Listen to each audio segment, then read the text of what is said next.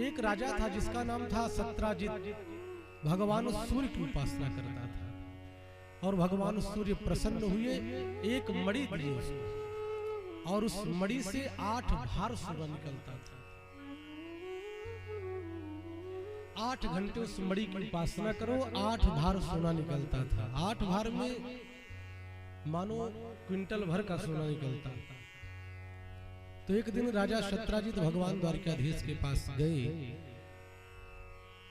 जब वह चलता था तो लगता था कि धरती पर दूसरे सूर्य आ गए। इतना दिव्य तेज था राजा सत्राजित में। तो भगवान ने पूछा कि हे राजन, आप यह बताएं कि आपके परिवार में कितने लोग हैं। तो सत्राजित ने कहा कि मैं, मेरी पत्नी और मेरी एक बिटिया है और मेरा एक छोटा भाई है प्रसेनजित। कुल मिलाकर के 4 लोग परिवार में हैं। तो भगवान द्वारिकाधीश ने कहा, राजन यदि आपको बुरा न लगे तो एक सलाह दो। इतना सोना निकलता है, तुम क्या करोगे? 4 ही लोग हो तो हमारे यहाँ यदि चाहो तो राजकोष में जमा कर दो और इससे जो सोना निकलेगा उससे साधु संतों का, अतिथियों का, सबकी सेवा होगी। लेकिन राजा सत्राजित ने मना कर दिया, कहा कि हे द्वारिकाधीश, मैं इस मणि को आपको दे नहीं सकता। समय बीता, एक दिन उसका छोटा भाई प्रसेनजित उस मणि को गले में पहन करके शिकार करने गया और शिकार करने जब गया तो उसकी मुठभेड़ एक शेर से हुई और सिंह के द्वारा मारा गया। और जब वह भाई लौट करके नहीं आया तो राजा सत्राजित को लगा कि द्वारिकाधीश ने उस मणि की मांग की और मैंने मणि नहीं दिया तो मेरे भाई को मरवा करके मणि ले ली। तो कहते हैं कि अच्छी बात फैलने में बहुत समय लगता है, लेकिन कोई बुरी बात हो, अशुभ बात हो तो बड़ी जोर से फैलती है। तो यह बात प्रायः पूरे द्वारिका में फैल गई। कहा कि देखो द्वारिकाधीश, कन्हैया की आदत गई नहीं, द्वारिकाधीश बन गए लेकिन इनका छिछोरापना गया नहीं। राजा सत्राजित को मरवा करके उसके भाई का, उसके मणि का हरण कर लिया। अब बलराम जी को भी लगा कि कन्हैया कर सकता है, क्योंकि इसकी जो आदत है, इसका जो स्वभाव है नटखट है, तो इसके लिए संभव नहीं है। कहते हैं कि व्यक्ति को सबसे बड़ी ग्लानि तो तब होती है जब उसके लोग उस पर संदेह करना चालू कर दें।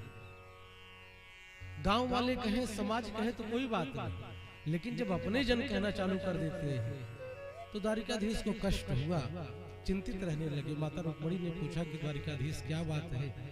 कहा कि देवी, जिस मणि की मैंने चोरी नहीं की, ये झूठा कलंक मेरे ऊपर लगा, यह ठीक नहीं है।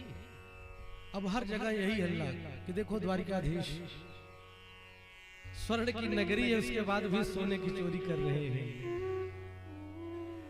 बात फैली, भगवान बड़े दुखी हुए और कुछ सैनिकों को लेकर के उसके भाई को ढूंढना प्रारंभ कर दिया। ढूंढते ढूंढते वहीं पहुंच गए जहां पर प्रसेनजित मरा हुआ पड़ा था, लेकिन वह मणि नहीं मिली। तो उसके आगे देखा तो सिंह के पद चिन्हों के निशान थे। उसको पकड़ करके जब आगे गए भगवान द्वारिकाधीश तो वह सिंह भी मरा पड़ा हुआ था और उसके आगे एक रीछ के पद चिन्हों का निशान था। रीछ का मतलब भालू। भालू के पैर को निशान देखा है और उस निशान को पकड़ करके जब भगवान आगे बढ़े तो क्या देखा कि एक सुंदर सुशील कन्या उस मणि को लेकर के इस हाथ से उछालती, दूसरे हाथ से पकड़ती क्रीड़ा कर रही है।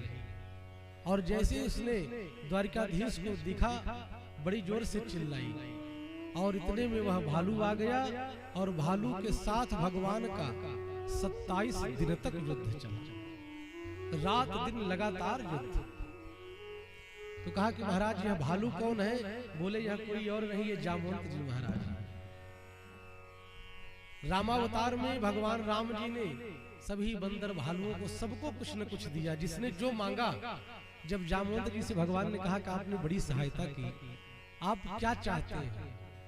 तो जामवंत जी ने कहा कि प्रभु वैसे तो सब कुछ मेरे पास है, लेकिन मेरे जैसा योद्धा कोई लंका में भी नहीं मिला, तो मैं चाहता हूं कि आपसे ही 2-2 हाथ हो जाए। तो भगवान श्री राम जी ने कहा कि जामवंत, स्वामी और सेवक का युद्ध अच्छा नहीं माना जाता।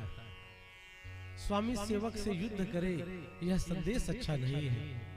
हाँ, आपने मांगा है तो कभी पूरा कर दूंगा। तो वही भगवान कृष्णावतार में जब जामवंत जी से युद्ध हुआ, 27 दिन तक युद्ध चलता रहा। जामवंत जी पहचान नहीं पाए। जब सारी नसें ढीली पड़ गई, समझ गए राम जी आ गए, चरणों में लेट गए। कहा कि प्रभु मैंने पहचान लिया, आप मेरे राघवेंद्र सरकार हैं। और इस प्रकार भगवान ने सारा वृत्तांत बताया कि जिस मणि को मेरे ऊपर कलंक लगा है। और राजा शत्रजित के भाई इस मणि को लेकर के आए और उनको सिंहों ने मार दिया। और उस मणि को आपने प्राप्त किया, इस मणि को मुझे चाहिए।